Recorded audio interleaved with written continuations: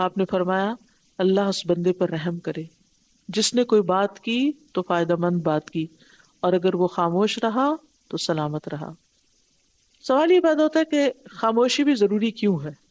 اس لیے کہ انسان کے اوپر بہت سی آفتیں، مصیبتیں زبان کی وجہ سے آتی، تعلقات کی خرابی بھی زبان سے ہوتی ہے۔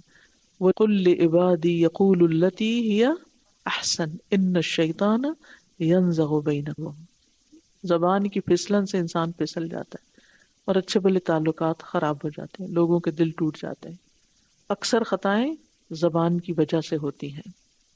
رسول اللہ صلی اللہ علیہ وسلم نے فرمایا جسم کا ہر حصہ زبان کی تیزی کی شکایت کرتا ہے، اور یہ وجہ ہے کہ جب آپ کوئی ایسی بات کر جاتے ہیں نا تو اس کے بعد آپ کا پورا جسم جو ہے وہ متاثر ہونے لگتا ہے، یعنی آپ کا دل بیٹھنے لگتا ہے، آپ کے اندر بے چینی اور پریشانی شروع ہو جاتی ہے۔ لمبی خاموشی کو لازم قرار دیا گیا، خاموشی میں نجات ہے۔ ایک شخص ایمان لایا تو اس نے کہا کوئی ایسی بات بتا دیجیے کہ اس کے بعد کچھ پوچھنے کی ضرورت نہ رہے۔ فرمایا کہو میں اللہ پر ایمان لایا، پھر ثابت قدم رہو۔ اس نے کہا کس چیز سے بچوں؟ اپنی زبان کی طرف اشارہ کیا آپ نے، اس سے بچو۔ اور افضل عمل آپ نے کیا بتایا کہ لوگ تمہاری زبان سے محفوظ رہیں، بہت بڑا عمل ہے، بہت بڑی عبادت ہے۔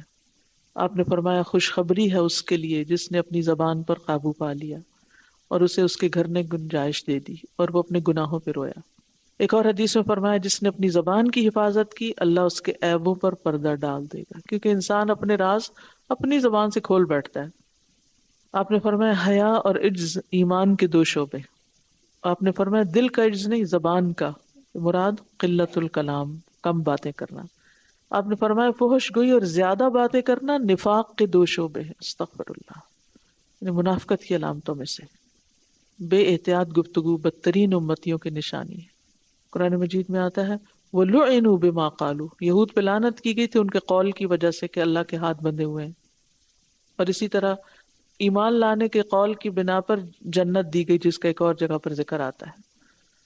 اسی طرح بے مقصد باتیں کرنا جو ہے وہ بھی جنت سے رکاوٹ کا ذریعہ بن سکتی ہیں۔ صرف حرام اور جھوٹ وغیرہ نہیں، بے مقصد لغو فضول، بس صرف چیٹنگ کرتے چلے جانا۔ ایک اچھی بات آگ سے بچا سکتی ہے انسان کو۔ فرمایا جہنم سے بچو خواہ آدھی کھجور صدقہ دے کر، اگر کسی کو یہ میسر نہ ہو تو اچھی بات ہی کر کے۔ بعض اوقات انسان ایک بات کہتا ہے اور اس کے بدلے جنت میں پہنچ جاتا ہے، اور ایک بات کہتا ہے جس کی وجہ سے وہ سارے اعمال برباد ہو جاتے ہیں اور جہنم میں پہنچ جاتا ہے۔ اللہ تعالیٰ